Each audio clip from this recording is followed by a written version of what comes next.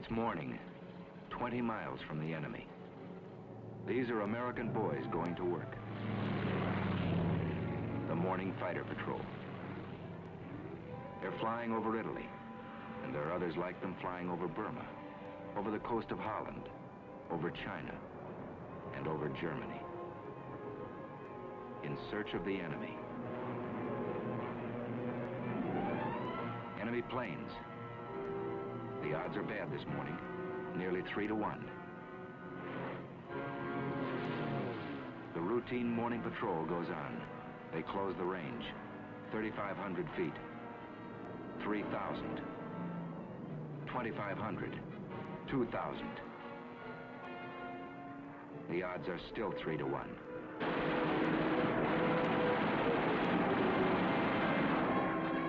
But it's 3 Nazis spinning down in blood and flame to every one of ours.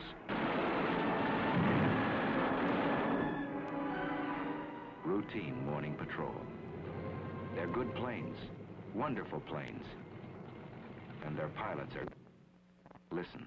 Yesterday I fulfilled one of my ambitions as a combat pilot. I got 1 airplane and... An American far from home, fighting a war around the world. Listen again. This was my leader, and the second ship was me, and 2 Focke-Wulfs came on my right. I turned right and put up a stone wall of bullets, and the first... No bullets. It wasn't so long ago these men were students in a university, workmen in a shipyard, just plain citizens from everywhere USA. They changed jobs, they changed clothes.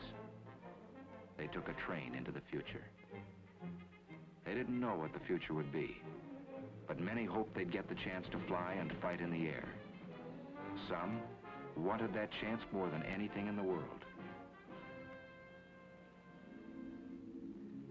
Deep inside Alabama is a famous school called the Tuskegee Institute. It was founded on July 4th of 1881. And since that Independence Day, it has graduated many thousands into agriculture, into science, into industry. This school was the first of its kind, and its founder, Booker T. Washington, was a pioneer who broke open a road for others to follow. This man had a dream, and the dream became stone. He lifted the veil of ignorance from his people and pointed the way to progress through education and industry. Close to this school, close to the work this man had done, the United States government determined to build an airfield. 3 years ago, this was just another farm in Alabama. More than trees had to be cleared away. There was misunderstanding and distrust and prejudice to be cleared away. 3 years ago, there was only an idea. But ideas are powerful things. And today, there are fighter planes flying overhead. Instead of swamp and yellow pine, there are hangars, repair shops, barracks. Instead of patches of corn, concrete flight strips. But that's not enough. You can't make a fighter squadron out of concrete and aluminum and a can of paint. It takes men. A chemistry student, a welder, a shoe salesman must learn how to fly. A group of average Americans must become a team of fighting men with wings.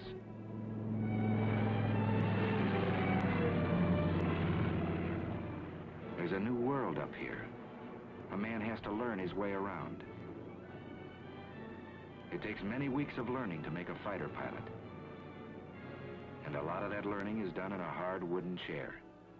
Because a fighter pilot is a combination of a mathematician and an athlete, a scientist and a sharpshooter.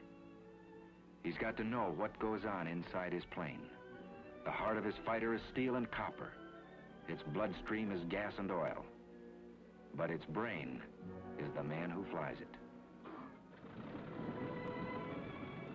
He begins in a safe, slow plane, 2 wings instead of 1. But he flies many hours inside a closed room.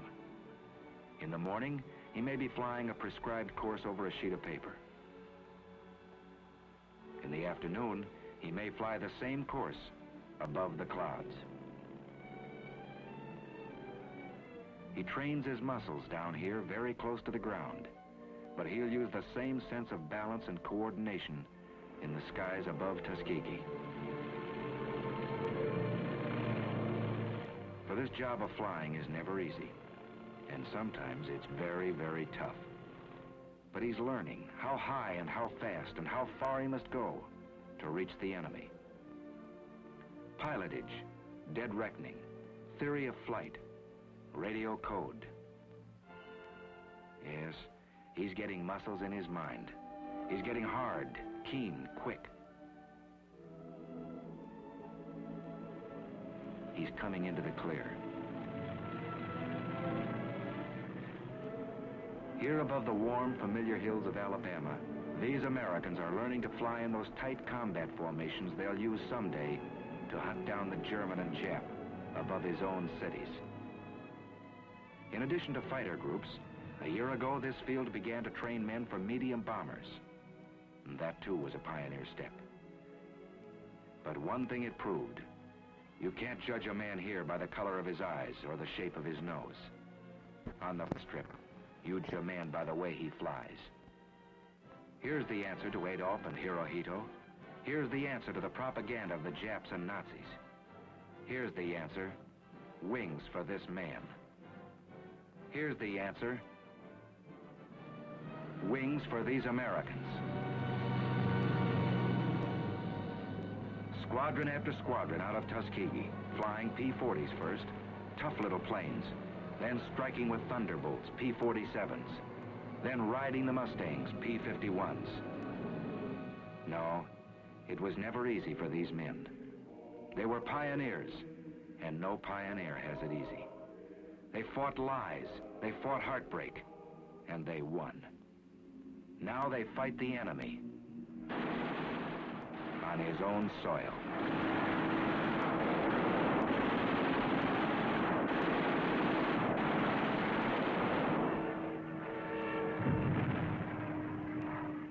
They fought the enemy, not without loss. Out of the first class to graduate almost 3 years ago, only a handful are left alive, so that liberty might not perish from the earth. 3 years have passed since the founding of Tuskegee Airfield. 750 pilots have been trained. 50% of them have been in combat. And this is only a beginning. Listen to Major General Butler at the celebration of this 3rd anniversary. Here, for the first time, Negro aviation cadets were being groomed to fly warplanes of a unit which was then a unit in thought only, the 99th Pursuit Squadron. These men were pioneers of a venture so new that you who stand here before me now, after 3 years, may still be considered forerunners in the movement which has given you a place in the fighting men of the sky. Under the feet of these men, a new road is being beaten out. Broad enough now for thousands and 10,000s. A good road for our country. These men remember that, marching or flying. They remember backing them up, their families, their friends, who expect so much of them. And backing them up, the men and women of every creed and speech and color who made these planes.